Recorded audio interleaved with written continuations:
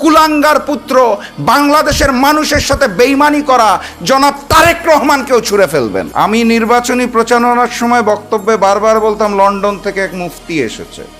এটা নিয়ে সবাই আমাকে প্রশ্ন করতো কেন। আমি বলতাম লন্ডন থেকে আসার পর উনি ইসলামের ইতিহাস বিকৃত করা শুরু করেছে, ওনাকে আমি কী নামে ডাকবো? এই কারণে বলি লন্ডনের মুফতি। তারপর দেখলাম উনি আসলে ইসলামের ইতিহাস না, উনি বাংলাদেশের ইতিহাসই পাল্টে দিচ্ছেন। ভূখণ্ডের আমের জায়গায় কাঁঠাল উৎপাদন সৃষ্টি করেছেন, রংপুরের জায়গায় বগুড়া বসায় দিচ্ছেন। এইভাবে করে উনি বাংলাদেশের ইতিহাসও পাল্টে দেওয়া শুরু করলেন। গতকালকে দেখলাম ইসলামের ইতিহাস, বাংলাদেশের ইতিহাস দরকার নাই।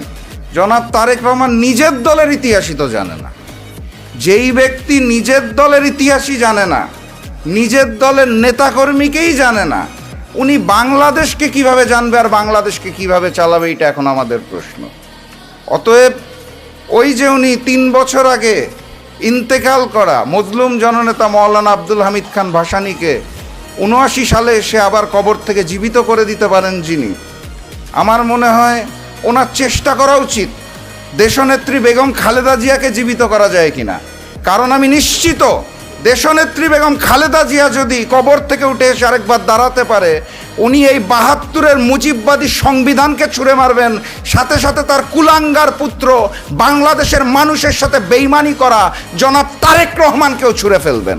এটা আমি বিশ্বাস করি। এটা 72-এর মুজিববাদী সংবিধান, যা পরবর্তীতে শেখ হাসিনার সংবিধানে রূপান্তর হয়েছে, সেই সংবিধানকে তারেকবাদের সংবিধান আমরা হতে দেব না।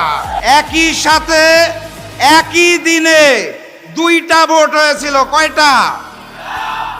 একটা সংসদ গঠনের জন্য, আরেকটা সংস্কার পরিষদ গঠনের জন্য। একই দিনের একটা ভোটের শপথ তারা নিয়ে বলেছে হালাল, আরেকটা শপথ না নিয়ে ম্যানেজ ভোটে জয়ী হয়ে বলতে চায় হারাম। একই দিনে এক ভোট যদি হালাল হয় তাহলে আরেকটা হারাম হতে পারে না। 70% জনগণের হ্যাঁ ভোটের রায়কে যারা অস্বীকার করে বেঈমানি করতে